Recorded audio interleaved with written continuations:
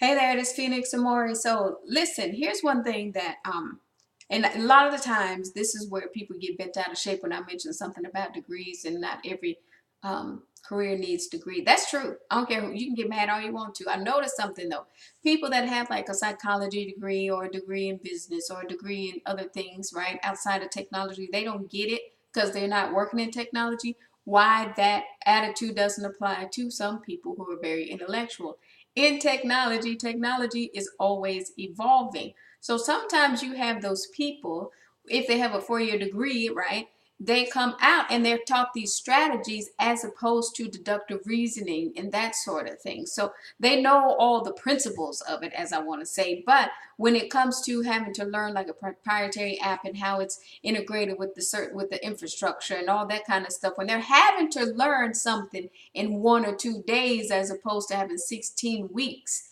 That is what I'm talking about right there. That is the difference between certain people that have a knack or a talent for something versus some people that have that 4-year degree. So it's cool because some of them with the degrees would chit chat with me and be like, dang, if I had known, I probably would have just gotten a 2-year degree and then got certified. So it was some cool people, but then you still have the arrogant people who feel like, well, I'm the one with the degree, but you're not the one with the knowledge. See, that's the difference. You have a credential.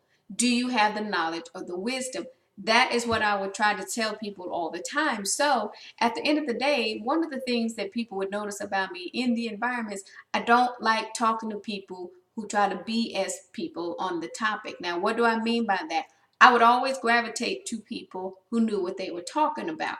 One job, there was a guy, Cisco certified, CCIE, I think he had, so, or CCISP. He had one of the higher Cisco certifications. So I naturally gravitated towards him because I didn't know that much about networking, but I know the way my mind works. I can learn stuff very quickly. So I could be the type where he could sit there and draw on the whiteboard and say, this is how this, is mapped out and all this stuff. So even though I didn't understand all the terminology, I understood the technology.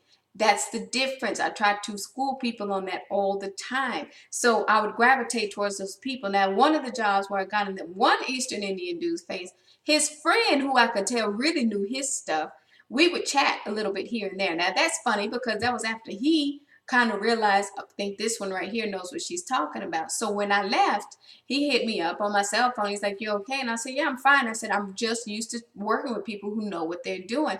He could totally get what I was saying. It's frustrating because you go into these environments. I'm like, who can teach me this stuff?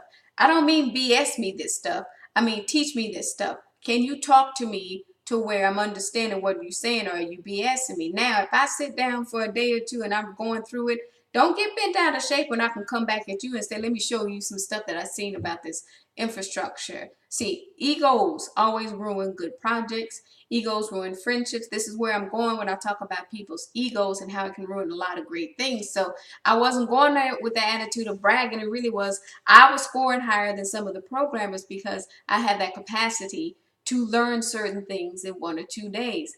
That is the difference. So if you sit there and you try to knock people because their learning styles are different, then you are the one with the issue. Take care.